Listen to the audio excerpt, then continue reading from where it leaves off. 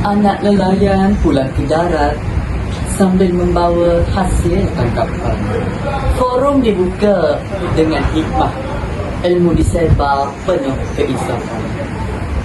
Assalamualaikum warahmatullahi wabarakatuh. Alhamdulillah,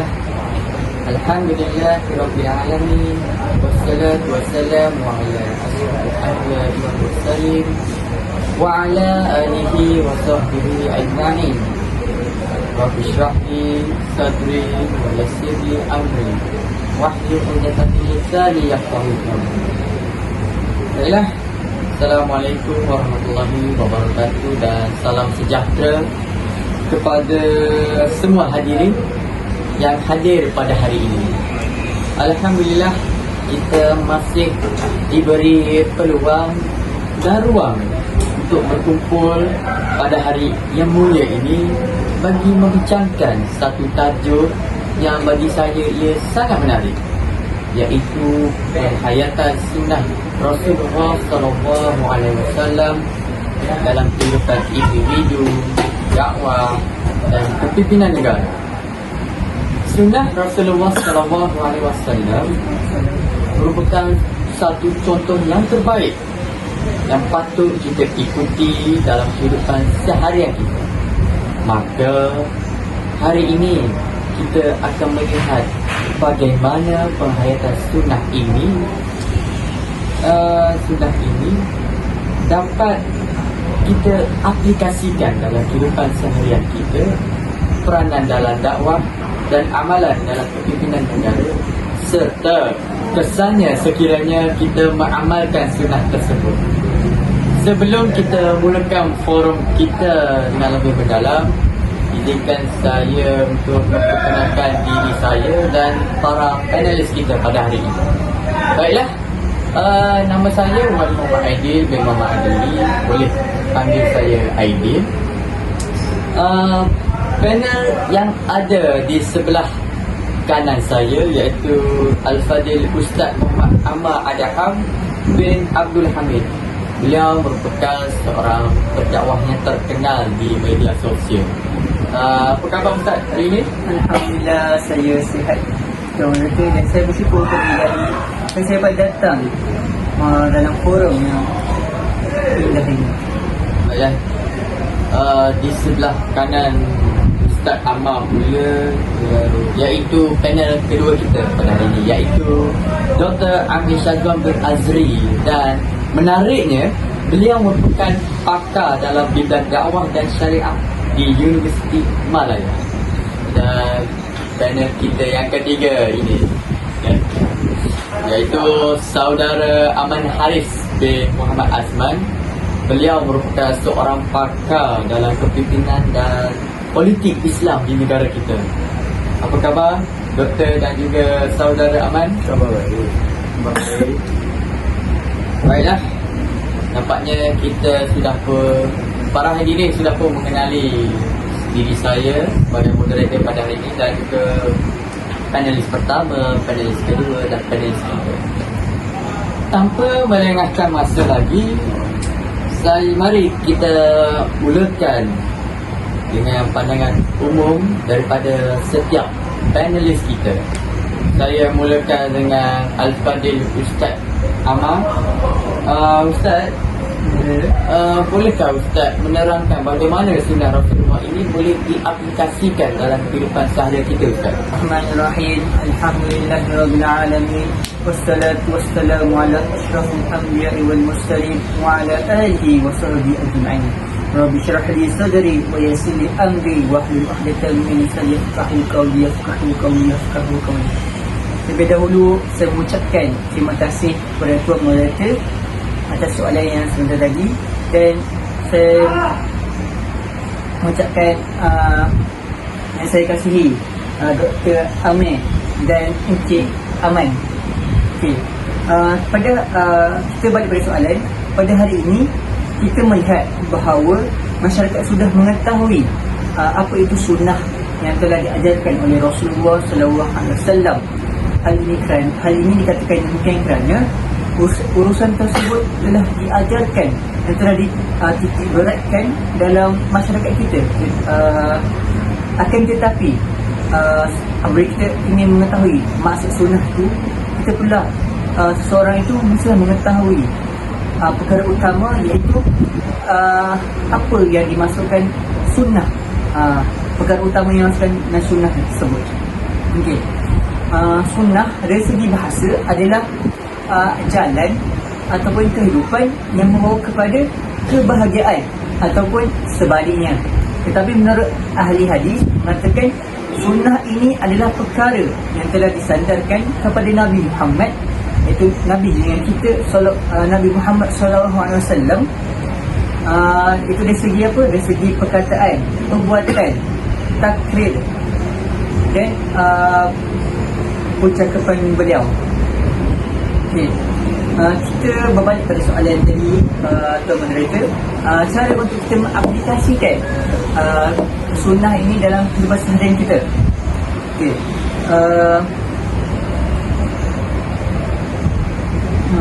Terdapat beberapa cara untuk mengaplikasikan sunnah kehidupan kita, daripada kita membuka mata sehingga kita menutup mata kita.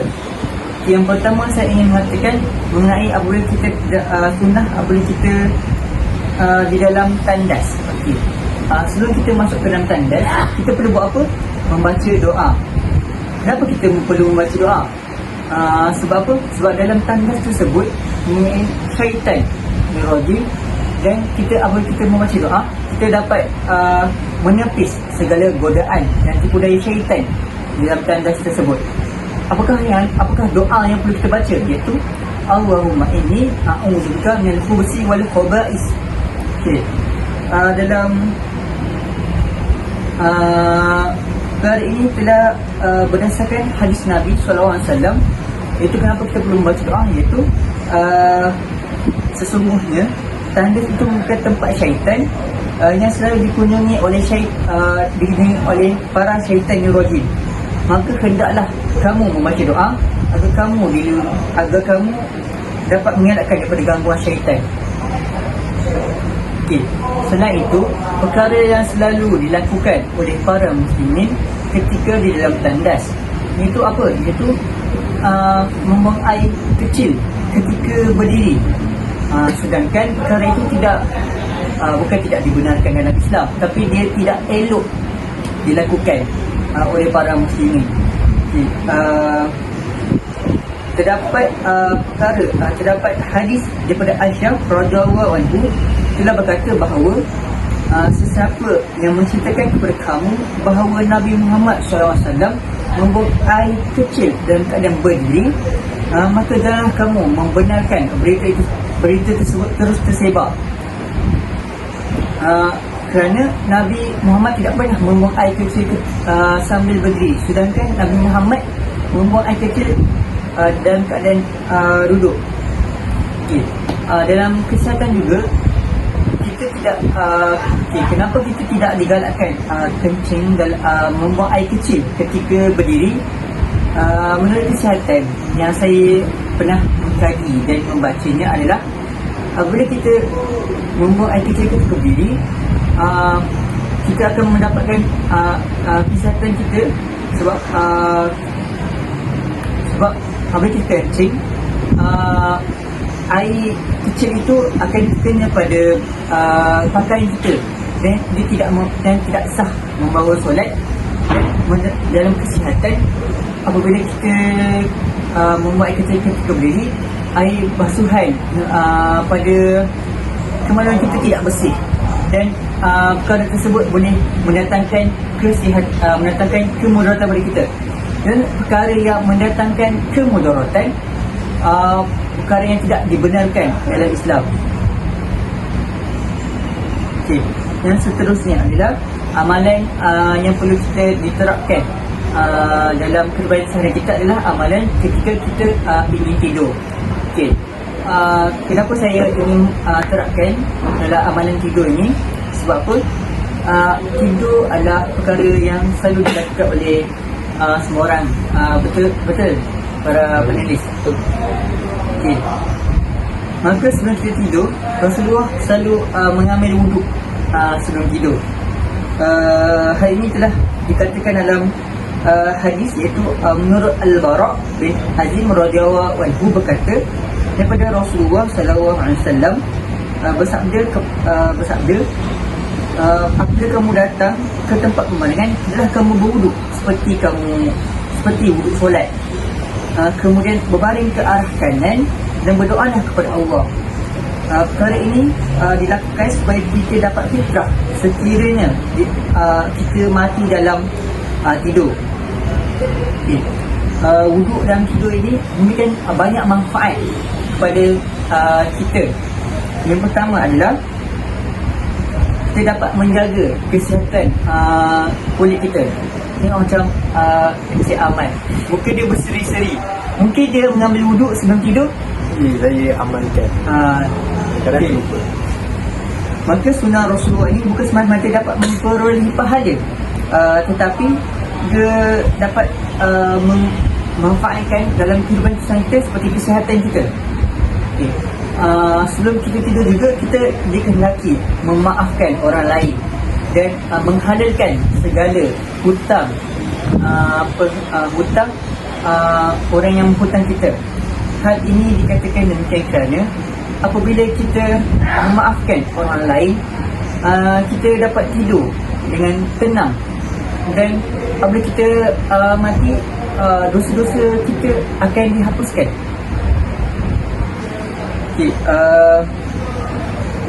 Setelah itu kita perlulah membaca doa sebelum tidur. Hal ini kerana supaya kita tidak dapat diganggu oleh syaitan rajim yang mengganggu kita ketika tidur. Ini pengalaman yang kita dapat, iaitu apabila orang tidur tanpa membaca doa, maka syaitan rajim akan mengganggu dia dan membawa kepada mimpi buruk.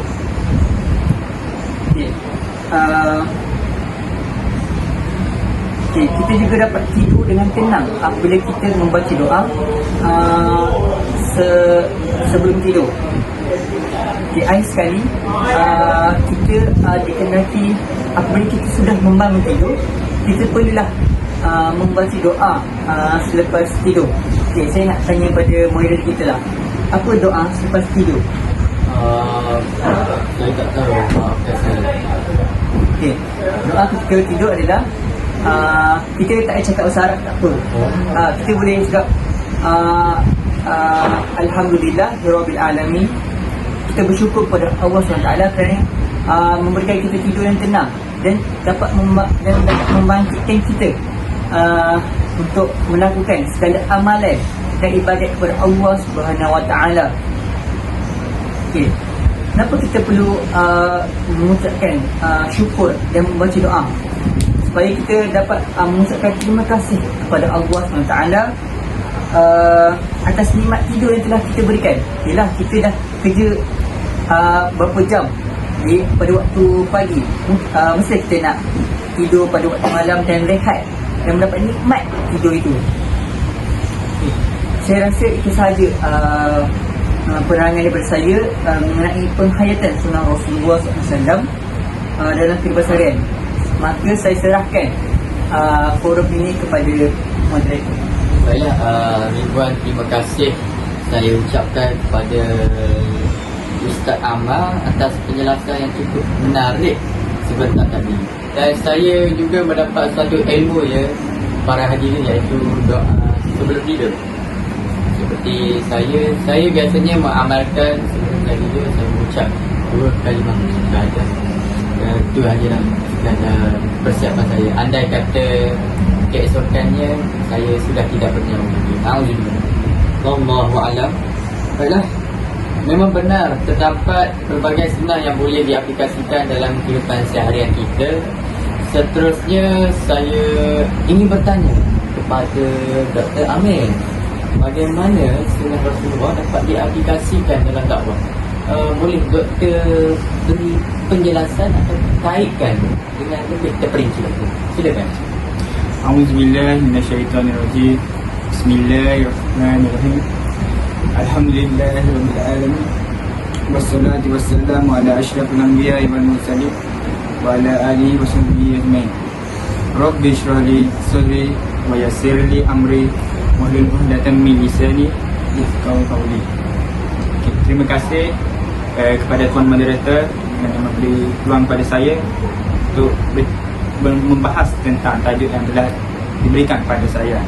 Okay, yang dihormati rakan-rakan panelis saya yang bijaksana lagi berpengetahuan tinggi. Assalamualaikum. Okay, tajuk yang telah diberikan kepada saya pada forum kali ini adalah berkaitan dengan aplikasi dakwah dalam kehidupan seharian kita. Okay.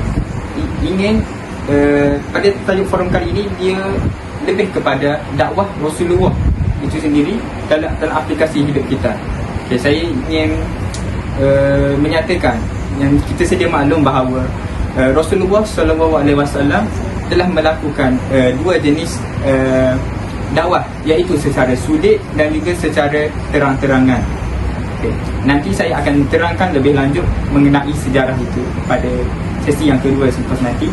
Okay. Sekarang saya ingin menjawab persoalan daripada tuan moderator sebentar tadi, iaitu berkaitan dengan cara untuk mengaplikasikan dakwah ini dalam kehidupan seharian kita mengikut cara Rasulullah SAW. Okay. Sebelum itu saya ingin menerangkan lebih terperinci mengenai maksud dan juga konsep dakwah itu sendiri. Okay. Aspek yang saya akan perjelaskan adalah mengenai dakwah secara umum yang bererti mengajar atau menyeru orang lain ke jalan yang benar menurut ajaran Islam. Dalam konteks agama pula, dakwah adalah usaha untuk kita menyampaikan pesanan Islam kepada orang lain, baik sesama Muslim maupun kepada orang bukan Islam, agar mereka dapat mengenal, memahami serta mengamalkan ajaran Islam yang terkandung dalam Al-Quran dalam kehidupan seharian mereka. Okay. Makna dakwah secara lebih terperinci selepas pemerhatian saya atau pembacaan saya melalui jurnal atau bahan bacaan dalam talian ialah ia mencakupi beberapa aspek yang penting perlu kita fahami. Okay, yang pertama iaitu mengajak kepada kebaikan. Okay, dakwah yang kita lakukan ini sudah bertujuan untuk mengajak orang lain menuju perbuatan baik dan menjauhi perbuatan buruk.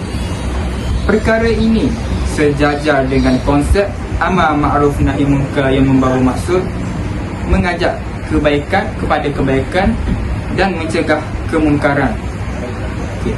Perkara yang dilakukan ini penting bagi membolehkan kita membasmi perbuatan mungkar seperti zina, rasuah dan banyak lagi yang dilihat semakin berleluasa di sekeliling kita sendiri. Okey, kedua iaitu menyebarkan ajaran Islam.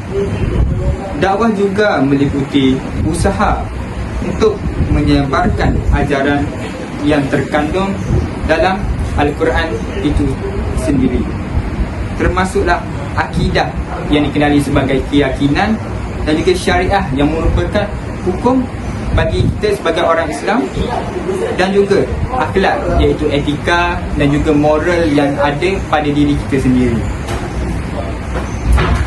Okey, seterusnya iaitu membangun kesedaran diri. Dakwah ini bukan saja hanya soal mengajak keluar, malah juga membangun kesedaran diri individu itu sendiri agar lebih dekat dengan Allah Subhanahu Wa Taala dengan menjalani hidup sesuai tuntutannya yang telah tertulis dalam Al-Quran dan hadis itu sendiri. Yang keempat ialah ia dapat meningkatkan kesedaran sosial. Dakwah juga bertujuan memperbaiki kehidupan sosial dengan mempromosikan nilai-nilai keadilan, persaudaraan dan kemaslahatan bersama dalam masyarakat. Yang terakhir, dalam praktiknya, dakwah boleh dilakukan dengan pelbagai cara, seperti ceramah, pengajaran, tulisan kreatif seperti khat dan lain-lain, serta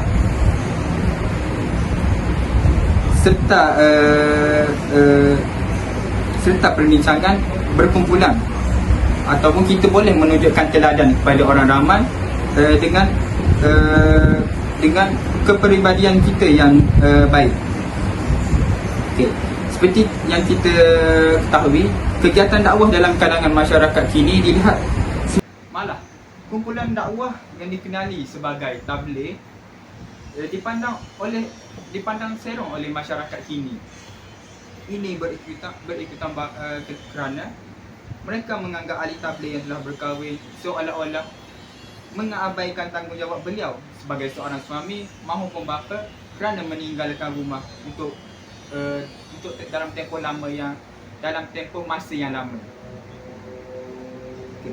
Pemikiran seperti ini perlulah diubah secepat mungkin oleh semua pihak agar semua orang ingin melakukan kegiatan dakwah ini tidak akan meninggalkannya, sehingga boleh memupuskan kegiatan tabligh ini itu sendiri pada masa hadapan.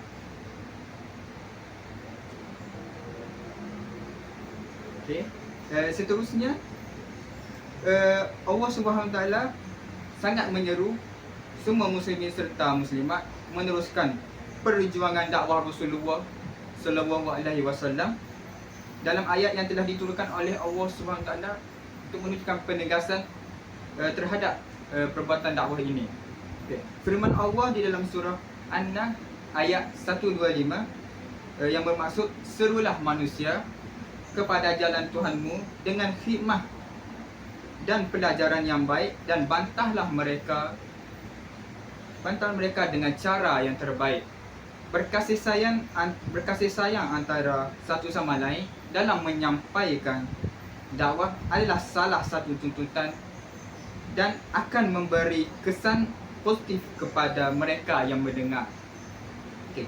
Tambahan pula, sebelum melakukan kegiatan dakwah ini, kita sebagai umat Islam perlulah menguasai beberapa aspek yang penting untuk menyebarkan tauhid, iaitu yang berkaitan dengan keesaan Allah Subhanahu Wa Taala,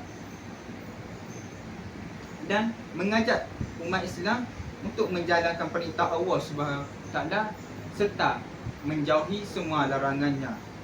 Dakwah tidak hanya terbatas pada ibadah seharian kita, malah dia berkaitan juga mencakupi seluruh aspek kehidupan, termasuklah akhlak, muamalah iaitu interaksi sosial, dan juga syariah yang merujuk kepada hukum itu sendiri. Selain itu, kita perlulah mengetahui cara dakwah yang sebenar, iaitu cara dakwah yang sebenar, iaitu Islam mengajarkan dakwah dilaksanakan dengan cara yang bijak, baik serta teratur. Okay, dakwah boleh dilakukan melalui pelbagai aktiviti seperti yang telah saya sampaikan tadi. Okay, malah kita sebagai manusia yang hidup di zaman modernisasi ini perlulah menggunakan teknologi digital dengan sebaik mungkin, iaitu dengan menggunakan platform media sosial sebagai tempat untuk kita melakukan dakwah secara efisien pada zaman yang mencabar ini. Okey. Di samping itu, kita sebagai seorang yang ingin melakukan dakwah perlulah mempraktikkan kesopanan serta adab ketika bercakap.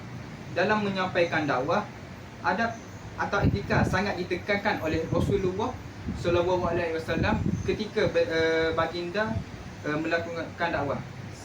Antara contohnya ialah bersikap lembut, tidak memaksa dan menghormati pandangan orang lain. Okay.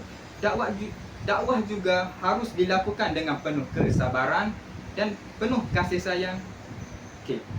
Dengan semua pelaksanaan ini, mereka akan menerima nasihat atau pendapat kita dengan baik tanpa menimbulkan sebarang perbalahan atau konflik di antara satu sama lain. Okey. Justru kita mestilah menganggap bahawa dakwah ialah sebagai salah satu bentuk ibadah yang sangat utama dalam Islam. Okey. Sekarang saya ingin menceritakan berkaitan dengan persoalan moderator sebentar tadi, iaitu berkaitan dengan cara untuk kita mengaplikasikan dakwah dalam kehidupan seharian kita. Okey. Cara antaranya ialah berkaitan dengan dakwah secara lisan. Rasulullah SAW sentiasa menasihati orang di sekelilingnya dengan penuh lemah lembut tanpa menggunakan sebarang kekerasan atau paksaan. Kita boleh mengaplikasikannya dalam kehidupan sebagai contoh. Menasihati orang di sekeliling kita dengan penuh lemah lembut tanpa menggunakan sebarang kekerasan atau paksaan. Kita boleh mengaplikasikan dalam kehidupan sebagai contoh apabila kita ingin menegur atau menasihati seseorang itu tentang kesilapan yang dilakukan dengan penuh sopan santun dan menjaga kata kita. Dengan cara ini mereka dapat menerima nasihat atau pandangan daripada diri kita sendiri dengan hati yang terbuka. Seterusnya, Rasulullah turut melakukan pemerhatian serta ujian awal sebelum beliau melakukan dakwah. Perkara ini membantu kita dalam kehidupan apabila kita ingin menyampaikan sesuatu perkara atau maklumat kita perlulah melihat suasana di sekeliling kita. Kesannya kita tidak akan tersilap memberi kata-kata ketika waktu yang tidak sesuai. Kita sebagai umat Rasulullah SAW boleh mengamalkan cara dakwah Rasulullah dengan cara mengambil langkah-langkah untuk membangunkan kepercayaan di pihak sasaran dakwah kita. Okay. Sebagai contoh, kita boleh memilih golongan intelek sebagai sasaran penyebaran ilmu yang utama. Rasulullah juga pernah dalam sejarah yang telah tertulis, Rasulullah SAW juga pernah menulis surat kepada penduduk Yaman yang menerangkan tentang diri dai utusan baginda sebelum beliau melakukan dakwah. Okey, disebutkan juga dalam riwayat Rasulullah SAW menyatakan bahawa yang bermaksud sesungguhnya aku telah utuskan kepada kamu orang yang terbaik dari keluargaku. Okay. Ayat ini menunjukkan bahawa orang yang berdakwah merupakan orang yang terpilih yang mampu menggalas tanggungjawab ketika berdakwah dengan cara yang terbaik. Cara Rasulullah bercerita tentang peristiwa tanpa mengubah sebarang sejarah menunjukkan Rasulullah SAW seorang yang jujur ketika melakukan dakwah. Selain itu, kita mestilah menyebarkan cinta serta perdamaian seperti yang dilakukan oleh Rasulullah ketika berdakwah. Jadilah agen yang perubahan kepada menyebarkan kasih sayang serta perdamaian di komuniti kita. Bersungguhlah dalam kegiatan sosial yang mempromosikan keharmonian sekeliling kita. Tambahan idea saya pula ialah kita mestilah sentiasa berdoa kepada diri kita sendiri dan juga kepada orang lain. Perbuatan berdoa ini agar mereka dapat diberikan hidayah serta kekuatan untuk mengamalkan semua ajaran Islam dengan baik dan secara istiqamah. Akhir sekali, kita sebagai umat Rasulullah SAW perlulah jujur dalam melakukan semua perkara serta mencontohi kejujuran Rasulullah ketika menyampaikan ilmu semasa mendakwah. Perkara ini secara tidak langsung dapat membantu kita memperoleh kepercayaan orang lain sepenuhnya. Sudah banyak saya perkatakan mengenai cara mengamalkan dakwah Rasulullah dalam kehidupan ini. Dilihat masa yang telah diperuntukkan kepada saya sudah sampai ke penghujungnya. Okey. Dan dengan lafaz Bismillahirrahmanirrahim, saya serahkan sesi forum kita ini kepada tuan moderator kita. Baiklah, terima kasih Dr. Amir Syazwan. Wow, itu kata-kata yang mungkin saya dapat gambarkan tentang penjelasan dan hujah yang disampaikan oleh Dr. Panjang lebar, tetapi saya harap para pendengar mengambil iktibar ataupun membuat sedikit catatan berkenaan apa yang dikatakan oleh Dr. Amir itu tadi. Terima kasih sekali lagi kerana cukup bernas. Semoga apa yang disampaikan tadi mampu menjelaskan sedikit tentang dakwah, dan sebelum beliau akan membincangkan secara lebih terperinci sebentar. Baiklah, saya lihat mungkin saya ingin mengajak ahli panel untuk tarik nafas dahulu kerana panjang lebar dan mengambil rehat seketika lah. Ambil nafas dulu. Baiklah, seterusnya panel yang ketiga yang ditunggu-tunggu. Tidak sabar untuk mendengar apa pula pendapat beliau tentang topik kita pada hari ini. Seterusnya, Saudara Aman, bagaimana penghayatan sunnah Rasulullah boleh mempengaruhi kepimpinan dalam negara? Silakan saudara. Baiklah, terima kasih kepada tuan moderator. Seperti yang kita sedia maklum, Rasulullah SAW merupakan model kepimpinan yang cukup dari segi pelbagai aspeknya. Sifat peribadinya yang mulia, keunggulan peribadinya yang mencukupi, serta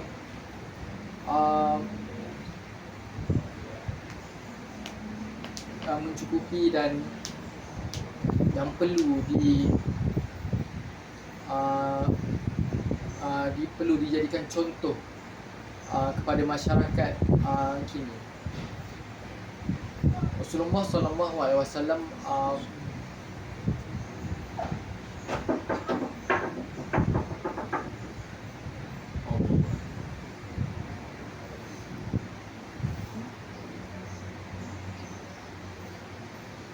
terima kasih yang saya hormati tuan moderator. Baiklah hadirin sekalian, seperti yang kita sedia maklum, Rasulullah SAW merupakan model kepimpinan yang terbaik buat umat sepanjang zaman.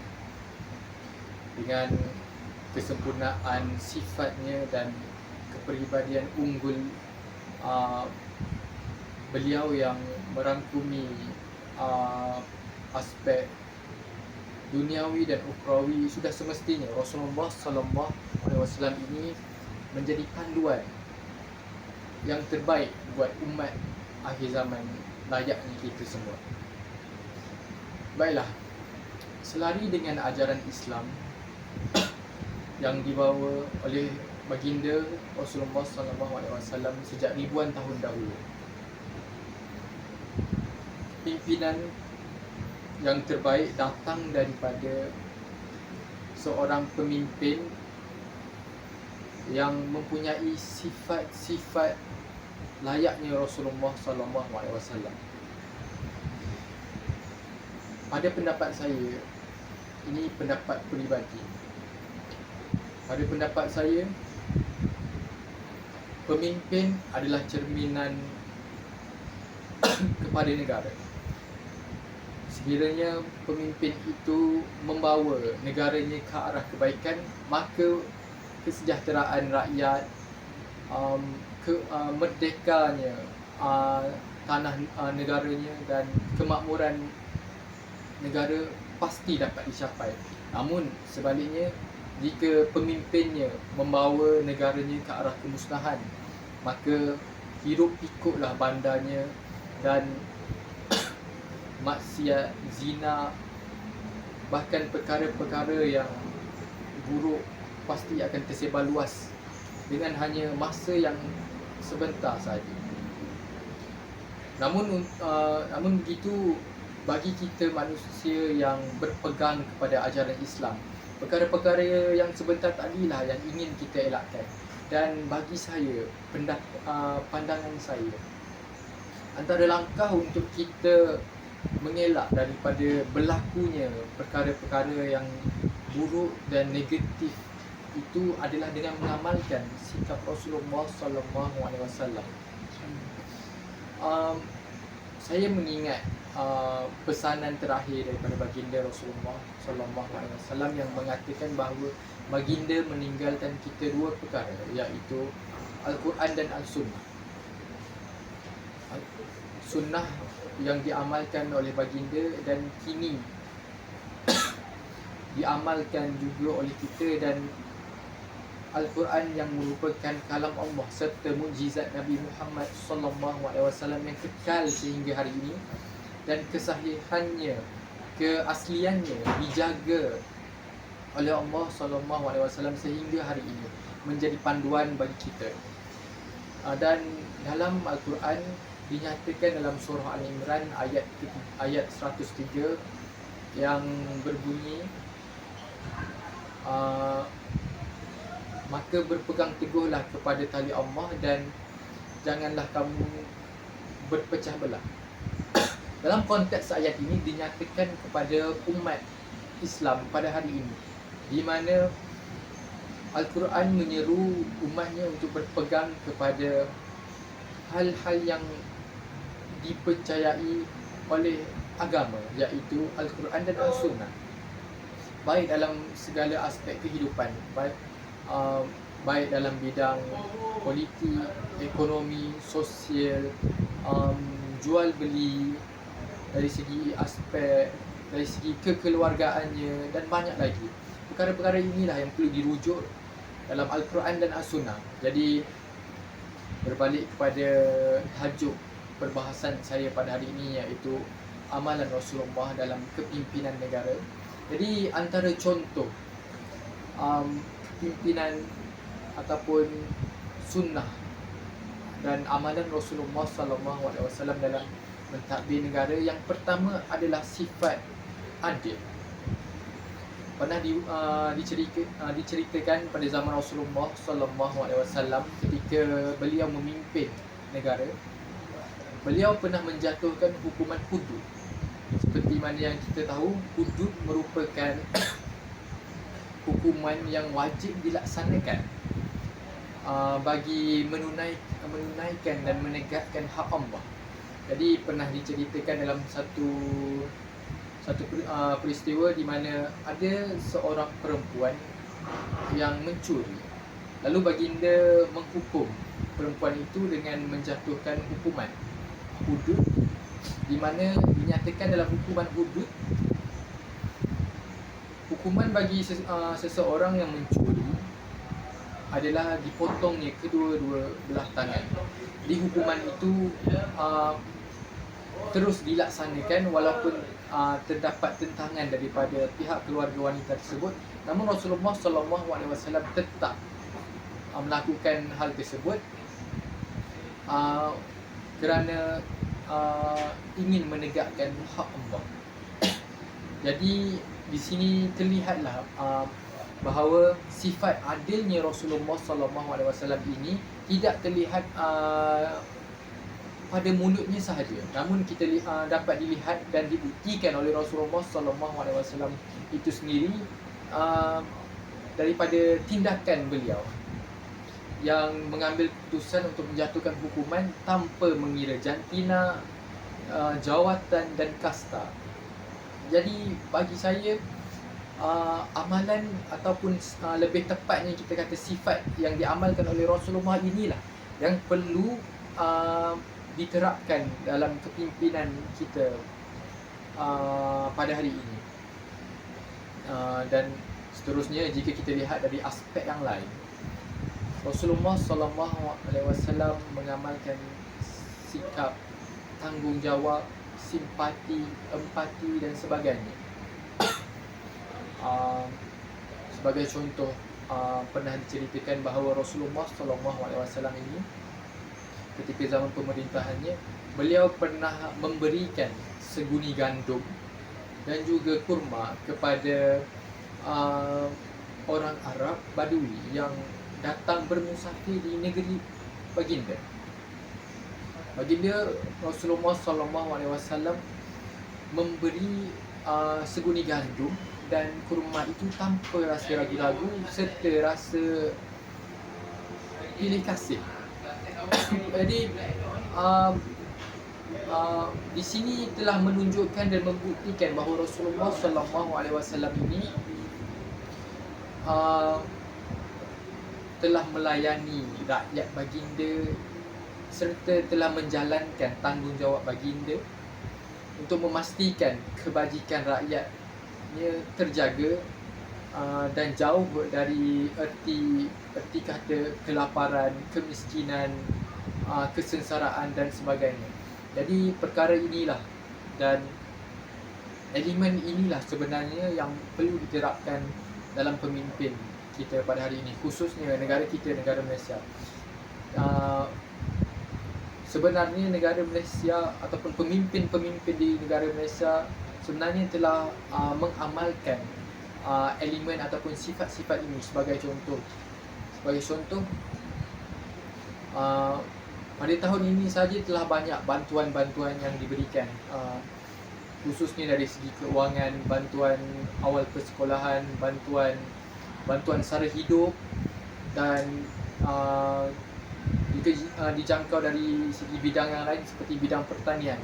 Telah diberikan subsidi kepada syarikat-syarikat di bawah kerajaan berkaitan dengan pertanian serta diberikan juga dan dibekalkan juga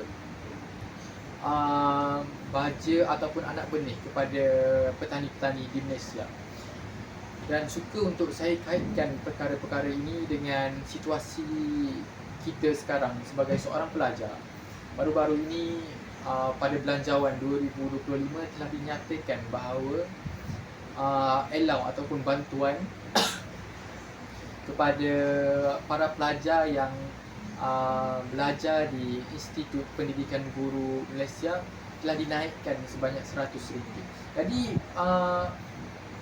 situasi ini ataupun senario ini telah menunjukkan bahawa pemimpin-pemimpin di negara Malaysia ini mempunyai sifat tanggungjawab, sifat empati, simpati kepada rakyatnya dan beliau memandang serius hal ini.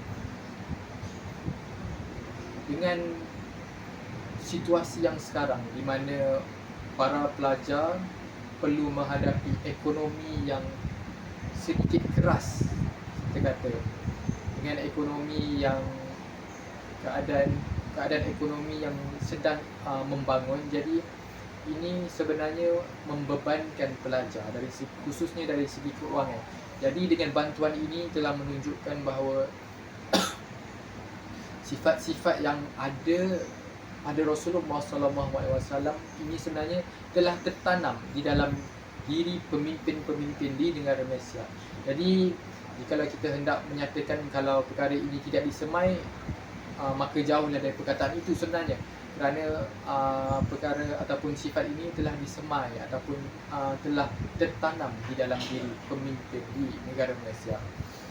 Seterusnya, jika kita ingin pergi kepada isi yang lain, antara amalan ataupun sunnah Rasulullah SAW dalam kepimpinan negara adalah ketika beliau kebiasaannya dan selalunya ketika ingin membuat keputusan, beliau akan mengadakan satu pertemuan antara para sahabat dan juga beliau yang dipanggil musyawarah.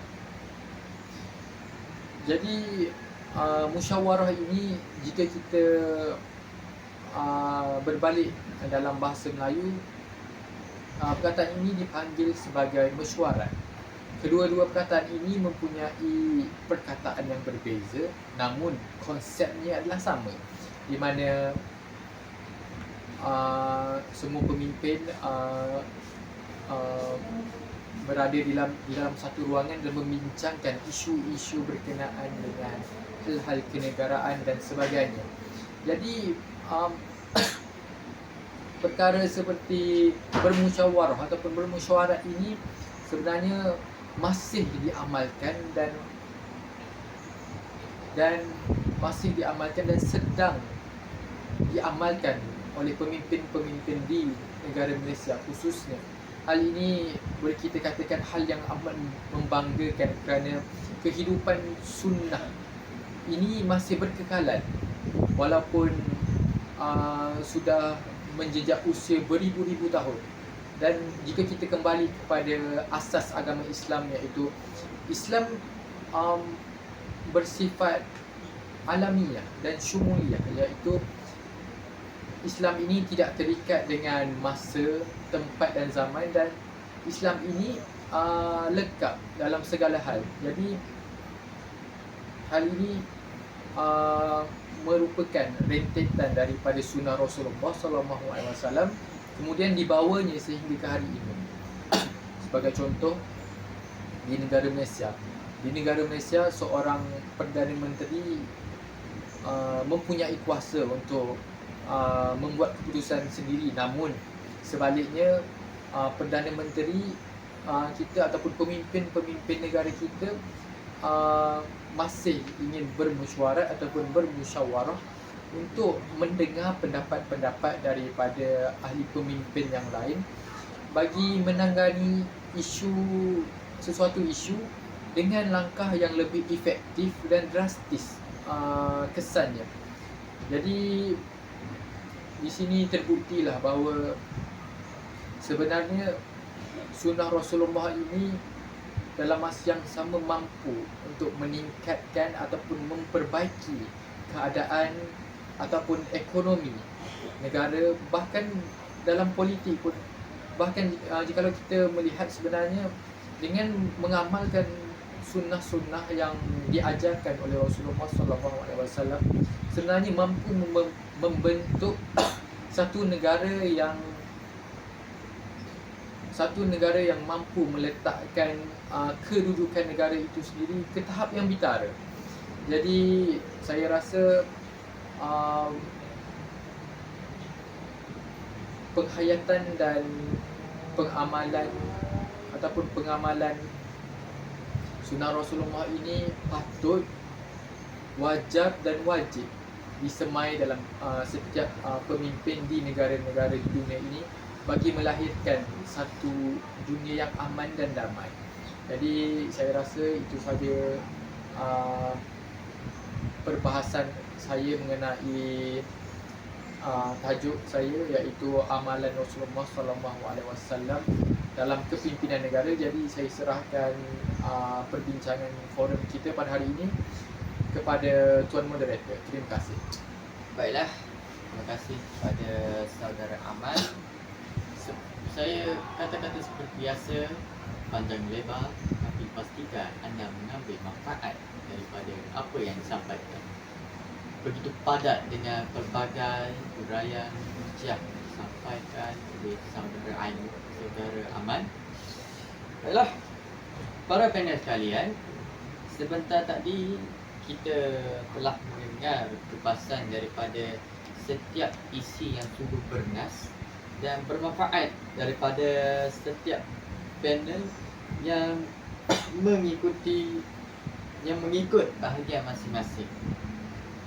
Suka untuk saya menyambung perbincangan forum kita pada hari ini dengan sama-sama kita menelusuri dan menghayati apakah kebaikan sekiranya setiap amalan maupun sunnah yang ditinggalkan oleh Rasulullah SAW itu dilaksanakan oleh umat Islam pada hari ini. Oleh itu saya ingin bertanya kepada Dr. Amir. Doktor, boleh doktor terangkan kesan yang kita perolehi apabila kita menerapkan perhayatan sunnah Rasulullah SAW ini dalam dakwah, doktor? Silakan. Okey, terima kasih kepada Tuan Moderator. Okey. Pertama sekali saya berminat untuk menyambung tentang berkaitan sejarah yang pada mulanya saya katakan tadi yang tidak lengkap lagi untuk saya menceritakan. Okey. kita tahu yang Rasulullah SAW telah menghabiskan 23 tahun kerasulannya untuk menyampaikan dakwah. Dalam sejarah tercatat bahawa 13 tahun beliau telah melakukan dakwah di Mekah, manakala dia telah menghabiskan sisa hidupnya selama 10 tahun dengan menghayati dakwah di kota Madinah. Okay. Sehinggalah akhir dakwah Rasulullah, Rasulullah telah menerajui dakwah dengan sahabatnya dengan begitu cemerlang, sehinggalah wafatnya Nabi Muhammad sallallahu alaihi wasallam pada hari Isnin 12 Rabiul Awal tahun 11 Hijrah, di usianya pada umur 23 tahun. Umur 63 tahun. Minta maaf. Okey, sudah cukup rasanya tentang sejarah. Saya ingin menyentuh tentang persoalan yang telah ditanyakan oleh tuan moderator tadi, iaitu berkaitan dengan kesan baik apabila kita mengamalkan cara dakwah Rasulullah dalam kehidupan seharian. Tapi saya ingin menukar dulu istilah. Kesan baik saya rasa baik pada perkataan implikasi. Okey, yang pertama, apabila kita bercakap tentang dakwah, tidak boleh lari daripada membincangkan tentang implikasi atau yang diperolehi apabila kita melakukan dakwah.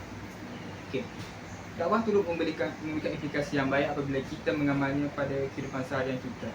Yang pertama ialah kita akan mendapat keredaan Allah dalam urusan harian kita. Sebagai contoh, apabila kita mempunyai sebarang masalah ataupun konflik yang berlaku di antara kita dengan orang lain, Allah SWT akan insya-Allah Allah SWT akan membantu mempermudahkan urusan kita dengan perkara atau peristiwa yang akan menimpa diri kita yang tidak disangka-sangka, akan membantu kita dalam menyelesaikan sesuatu permasalahan tersebut. Okey. Kehadapan lagi, diri kita akan disegani oleh masyarakat sekeliling. Okey. Seperti mana yang kita tahu, dunia hari ini sangat menyanjung orang yang berilmu serta memberi manfaat kepada orang lain. Okey. Selain itu, pengamalan dakwah Rasulullah dalam kehidupan seharian juga mampu untuk membentuk suatu komuniti yang aman dan harmoni. Hal ini dikatakan demikian kerana apabila kita menyebarkan ilmu Islam kepada orang ramai, tidak mengira bangsa serta agamanya, mereka akan mudah terpengaruh dengan ajaran Islam kepada orang ramai yang tidak mengetahui tentang kisah atau kandungan sebenar sendiri tuntutan dalam Islam. Okey. Mereka iaitu penganut agama lain juga akan mudah untuk terpengaruh dengan ajaran Islam dan untuk melakukan segala kebaikan dan meninggalkan semua kemungkaran.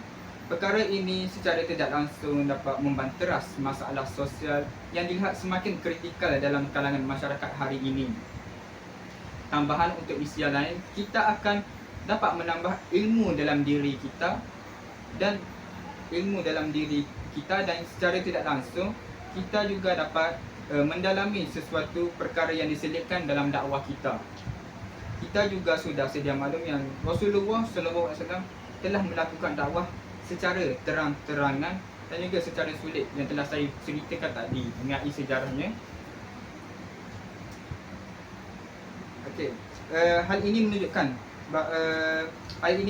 bahawa kebijaksanaan Rasulullah SAW dalam merangka strategi ketika berdakwah di tempat asing yang bukan biasa bagi Rasulullah. Jika kita mengikuti cara Rasulullah merangka strategi sebelum dakwah ini, kita secara amnya dapat digelar sebagai seorang yang baik dalam menyelesaikan tugasan secara teratur tanpa menimbulkan sebarang konflik atau permasalahan. Okey. Berdasarkan buah fikiran saya sendiri, saya berpendapat bahawa implikasi utama yang kita boleh perolehi apabila mengamalkan cara dakwah Rasulullah adalah kita dapat membina jati diri serta kepribadian cemerlang, terutamanya dari segi akhlak dan moral kita. Perkara ini meyakinkan kerana kita tahu bahawa Rasulullah SAW berdakwah dengan cara baik tanpa menimbulkan kemarahan kepada sasaran dakwah, dan Rasulullah turut menghormati agama lain dari segi agama lain. Dari segi agama pula, agama Islam akan dipandang tinggi oleh masyarakat dunia kerana sifat mulia yang ada pada penganutnya. Seterusnya, mampu untuk menghadapi tentangan dengan bijak. Keteladanan Rasulullah dalam menghadapi berbagai ujian dan tentangan mengajarkan kita untuk bersikap sabar dan tawakal dalam menghadapi sebarang masalah. Di samping itu, iman dalam diri kita juga dapat diperkukuhkan lagi. Mengamalkan ajaran Rasulullah dapat meningkatkan keimanan serta ketakwaan dalam diri kita. Di perkara ini akan menciptakan kedamaian batin dan hubungan yang lebih dekat dengan Allah Subhanahu Wa Taala. Akhir sekali, dalam aspek penerapan dalam keluarga pula, ajaran Rasulullah SAW juga relevan dalam kehidupan keluarga kita pada hari ini. Sebagai contoh, mengajarkan nilai kasih sayang serta komunikasi yang baik dalam urusan serta komunikasi harian kita bersama ahli keluarga. Ini secara tidak langsung kita dapat mengeratkan lagi hubungan yang baik dalam kehidupan harian kita, dan serta dapat meningkatkan lagi keserasian kita antara ahli keluarga kita. Saya rasa input yang telah saya sampaikan hari ini sudah mampu untuk dihadam serta diaplikasi dalam kehidupan. Akhir kata, yang baik semua datang daripada Allah, yang buruk datang daripada kekhilafan kata diri saya sendiri. Sekarang saya serahkan semula kepada tuan moderator kita. Baiklah. Masya Allah, tabarakallah. Sangat mendalam perbincangan kita setakat ini. Kita seperti biasa tarik nafas dulu, rehat sejenak, kerana saya tahu panel masing-masing rasa penat, terutama saya sendiri penat, tapi apakah daya, inilah jihad kita dalam bidang untuk menyebarkan dakwah kita. Okey, baik. Kita teruskan lagi dengan panelis kita yang pertama. Sudah lama kita tidak mendengar suara beliau, kan? Yalah, Ustaz Amar. Saya nak tanya Ustaz, Boleh. apakah kebaikan apabila kita melakukan sunnah yang telah diajarkan oleh Rasulullah SAW dalam kehidupan seharian kita ini, Ustaz? Okay. Terima kasih moderator. Satu soalan yang sangat menarik dan benar saya boleh katakan. Okay, di dalam Al-Quran Allah telah berfirman dalam surah Al-Ahzab, dia berfirman bahawa Nabi Muhammad ini merupakan satu teladan yang baik kepada umat Islam. Iaitu, apakah ayatnya? Iaitu sesungguhnya telah ada pada diri Rasulullah itu teladan yang baik bagimu, iaitu bagi orang yang mengharapkan rahmat Allah dan balasan kebaikan pada hari kiamat, dan dia banyak menyebut Allah. Okay, ayat di atas menunjukkan bahawa barang siapa yang meladani sunnah Rasulullah SAW, maka dia telah menempuhi jalan yang lurus, yang akan membawakannya mendapatkan kemuliaan dan rahmat Allah SWT. Okay, kita berbalik pada soalan yang telah diberikan oleh pihak moderator tadi, iaitu apakah kebaikan apabila kita melakukan sunnah Rasulullah SAW dalam kehidupan seharian kita. Okay, kita akan mendapat dua ganjaran, iaitu ganjaran di dunia dan ganjaran di akhirat. Pada itu, mana kita dengar ganjaran di dunia dahulu. Okay, apakah ganjaran di dunia apabila kita mengikuti sunnah Rasulullah SAW? Okay, ganjaran di dunia adalah kita akan disayangi oleh masyarakat apabila kita mengikuti akhlak terpuji Rasulullah SAW. Hal ini katakan demikian kerana Rasulullah itu sendiri telah mencontohi akhlak, telah mempunyai akhlak yang mulia. Apabila kita mengikuti akhlak yang telah dicontohi oleh Rasulullah, maka ramai orang yang akan mengikut kita dan ramai yang memuji akhlak kita. Misalnya, contohnya macam kita ni tidak akan kita dapat menjaga lidah kita daripada berkata perkara yang buruk dan sentiasa memberikan senyuman kepada orang lain, dan perkara itu dapat menarik masyarakat lain tentang keberadaan mulia yang kita ada. Okay, selain itu, kita akan ditakuti oleh syaitanir rajim yang sering menggoda kita, yang sering menggoda kita sekiranya kita, maafkan saya, selain itu kita kita akan ditakuti oleh syaitan apabila kita mengikuti sunnah Rasulullah SAW. Okay, hal ini dikatakan demikian kerana para syaitan akan takut apabila syaitan tu ingin menggoda umat Islam yang mengikuti sunnah Rasulullah. Contohnya macam, sebelum tadi saya berkata pasal doa dan zikir sebelum tidur. Perkara tersebut dapat melindungi diri kita daripada godaan dan tipu daya syaitan apabila kita diulik mimpi.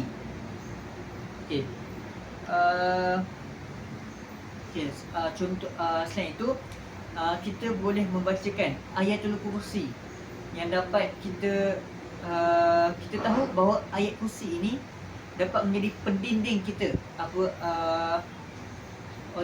pendinding untuk kita elakkan daripada godaan syaitan dan daripada benda-benda syirik.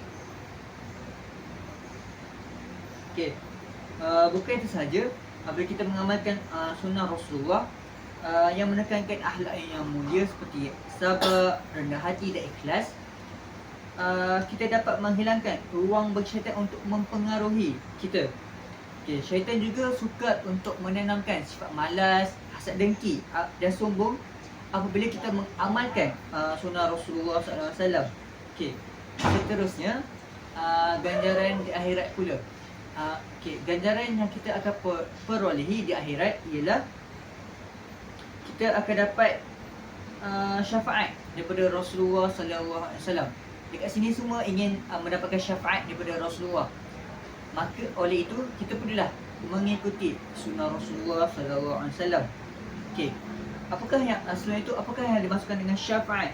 Syafaat merupakan satu pertolongan dan keistimewaan yang telah diberikan oleh Allah SWT untuk memenuhi hajat-hajat atau melepaskan manusia daripada kesusahan. Di dalam hadis yang diriwayatkan oleh Anas bin Malik radhiyallahu anhu berkata bahawa Rasulullah SAW telah berkata kepadaku, wahai anakku, itulah perjalananku, iaitu sunnahku, dan barang siapa yang menyukaiku, iaitu sunnahku, maka dia telah menyukaiku, dan barang siapa yang menyukaiku, dia akan berada denganku di dalam syurga. Ayat di atas menerangkan, ayat tersebut menerangkan bahawa sesiapa umat Islam yang sering melakukan sunnah Rasulullah SAW akan ditempatkan di syurga bersama Nabi Muhammad SAW. Bukan itu saja, apabila kita melakukan sunnah Rasulullah, kita juga dapat berjiran dengan Rasulullah di akhirat sana.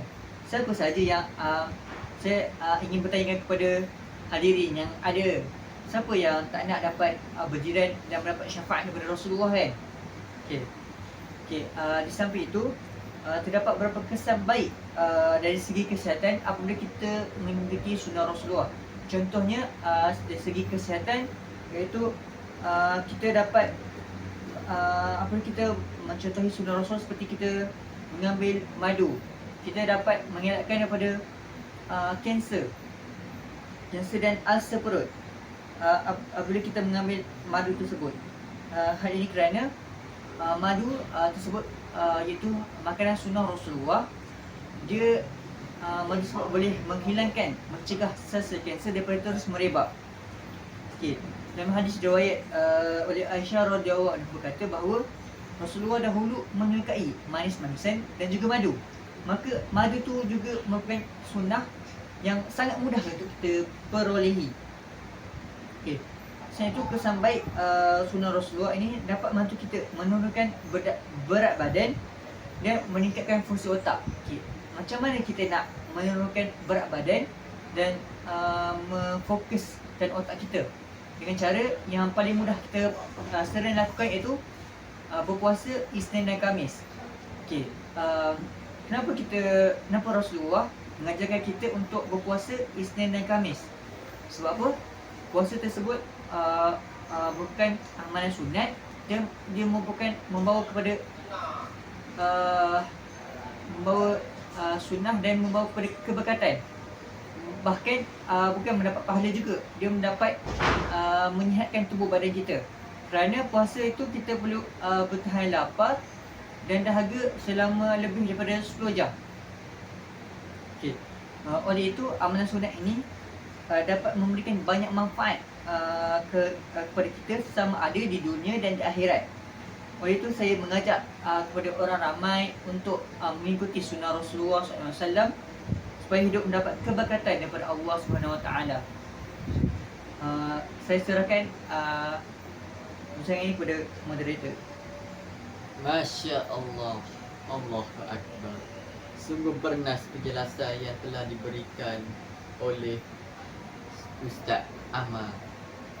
Seterusnya kita beralih kepada Encik Saudara Aman mengenai kesan sekiranya sunnah ini tidak dapat dilaksanakan oleh umat Islam pada masa sekarang. Encik Aman, bolehkah Encik Aman terangkan dengan lebih mendalam tetapi ringkas tentang isu ini? Silakan. Ya. Silakan Saudara Aman. Baiklah, terima kasih Tuan Moderator bagi meneruskan perbincangan forum kita pada hari ini. Mungkin saya kira ini yang terakhir, perbincangan terakhir. Sukanya untuk saya menyambung perbincangan forum kita pada hari ini dengan menggunakan perkataan sekiranya amalan ataupun sunnah-sunnah Rasulullah ini tidak diamalkan ataupun tidak diguna pakai oleh umat-umat Islam pada hari ini maupun generasi kini, yang pastinya akan terjadi di negara kita adalah satu keruntuhan yang pada mulanya akan terjadinya satu keruntuhan dari segi moral, kemudian semakin berdampak hingga memberi kesan pada sesebuah negara. Baiklah, saya ada satu pernyataan yang dibuat oleh seorang ahli politik di Malaysia yang mengatakan bahawa orang bukan Islam akan tetap aman apabila berada di bawah pentadbiran negara yang dipimpin oleh orang Islam. Namun orang Islam belum tentu lagi akan merasa aman ataupun selamat apabila berada di bawah pemerintahan ataupun pentadbiran orang bukan Islam. Di sini terbukti bahawa ajaran Islam dan sunnah Rasulullah SAW dalam kepimpinan negara ini memberi kesan yang baik tidak hanya kepada orang Islam itu sendiri, bahkan kepada orang yang bukan Islam. Sebagai contoh, di negara kita Malaysia, negara Malaysia terkenal dengan kepelbagaian dan kekayaan rakyatnya dari segi kaumnya, adat dan budaya. Jadi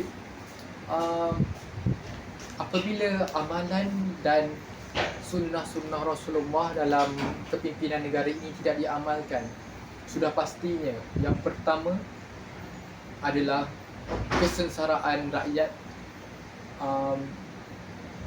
khususnya dalam pentadbiran negara.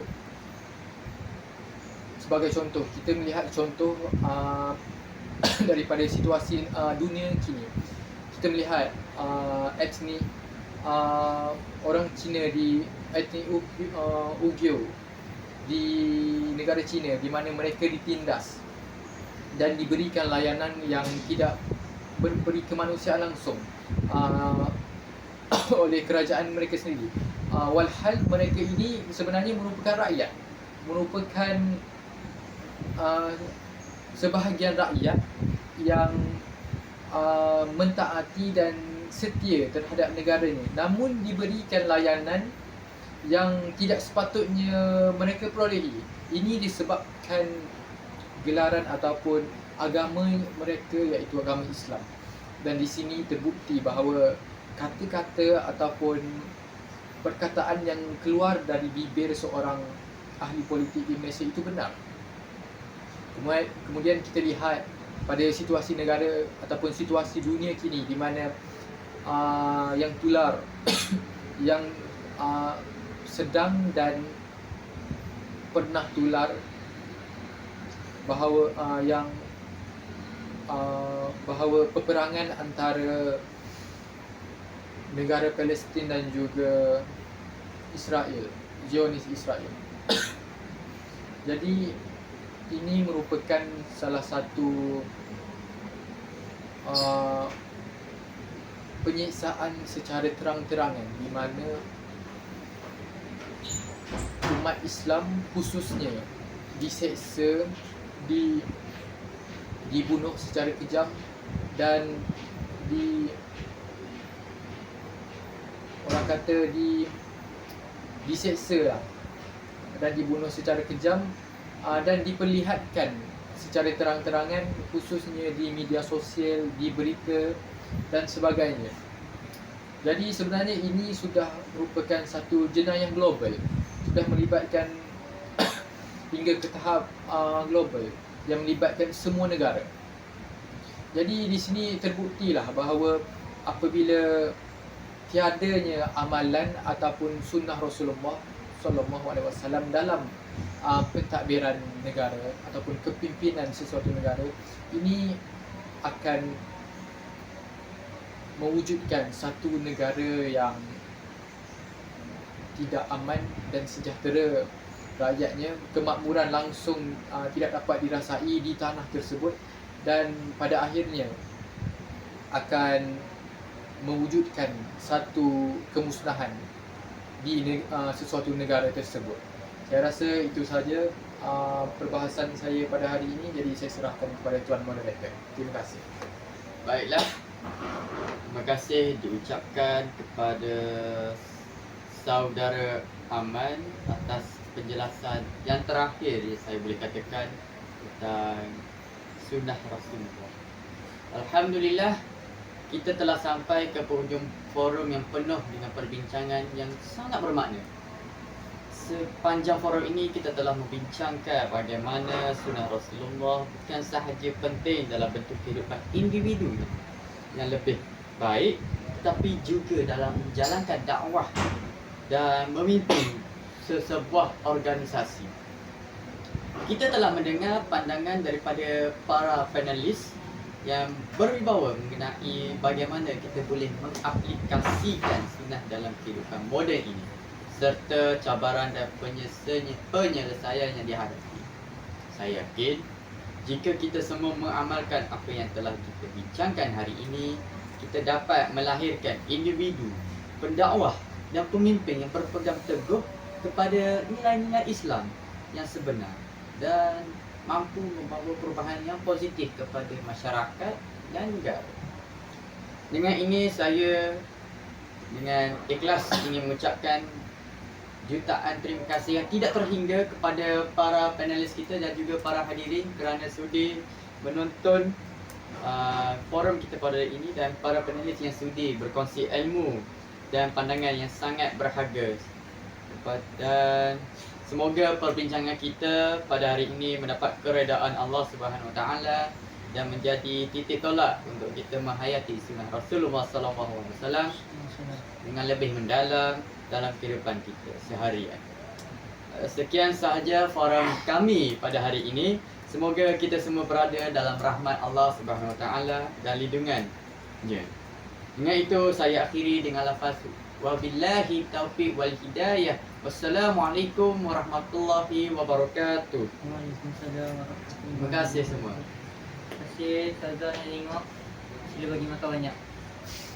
Yeay, habis. Moderator bos.